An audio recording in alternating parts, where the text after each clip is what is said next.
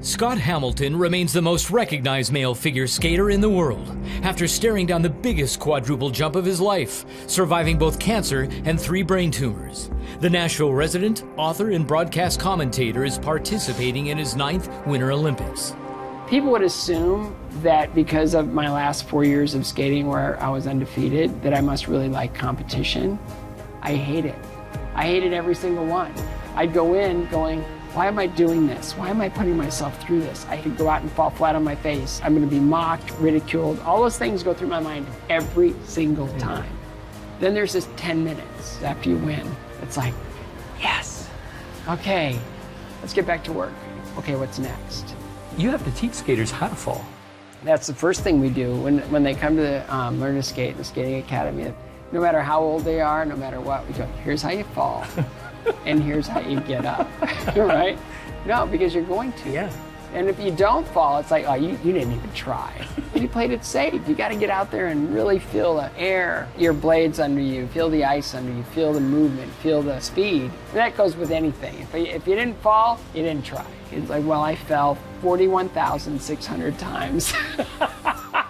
What do? Well, you get up 41,600 times. What's his greatest asset? Failure. Failure is the greatest thing going, in my opinion. But, you know, my victories haven't always been on podiums. You know, my victories have been over health concerns. My victories have been over setbacks and being let go. You know, all those things. It's about processing it in order to learn from it and grow from it and not just be so afraid of failure that you don't even want to try. Welcome to my office. Everything in this room means something. Nothing more than this. This is the only reason I was able to win the Olympics, because it was a weakness of mine and I needed to work it out. I hated figures and I had to fall in love with them in order to become an Olympic champion. What's the most helpful insight you would give to a young skater? And it's embracing the moment. You know, it's like, I've always wanted to, then do it. This has always held me back, then get rid of it. You know, it's that constant pursuit of being who I legitimately am. I'm shrouded under all this toxicity and all this other junk that I've just accumulated. It's time to start chipping away at that and getting to be that person that God made you to be. For Finish First, why now for you and for the audience? Understand the process of winning. With the idea of finish first, winning changes everything, it's true. Winning in your life, winning, whatever that looks like to you, changes the trajectory and the quality of your life. And more people need to hear that message. Do we confuse winning with achieving? Winning is more about being your best self. That's its own achievement, right? You know, it's like trying to shirk off all the things that bring us down. It's really just taking advantage of our purpose. What is our purpose that's unique? How can I leverage what the Lord has given me in order to not only improve myself, but everyone around me? To understand your identity, to understand your calling and your purpose. You write from the book, amazingly, miraculously. I'm living a life I never could have imagined. God has always promised to do more than we could ever ask. It's just that so few of us take him up on the offer. Scott, why don't we? It's too many people nowadays want instant gratification, and it's all built on sand. And when the storms come, they're washed away. I keep hanging on to these biblical principles, and it's all there. I've lived it, I believe it, and I really think what's missing right now in our society is that people will start to pursue their lives.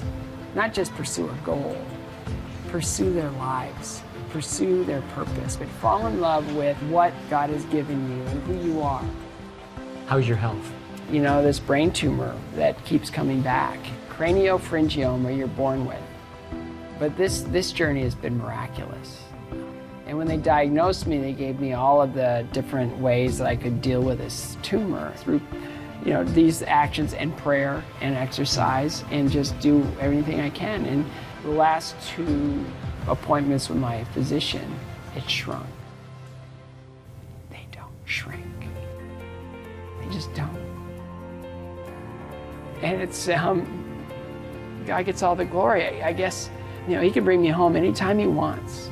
He can, you know. there's something he wants me to do. You've seen both ends, currently with a tumor that's shrinking, but you've had a reoccurring bout. You've lived with both uncertainty and hope. There are many begging prayers for shrinking tumors. What do you tell them when prayer is unanswered?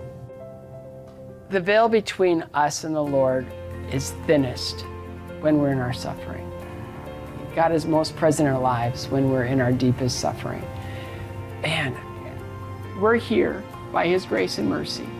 Our bodies are fragile but resilient, temporary. So we live our days joyfully, we live our days hopefully, we live our days faithfully. And in doing that, my goodness, it changes the world.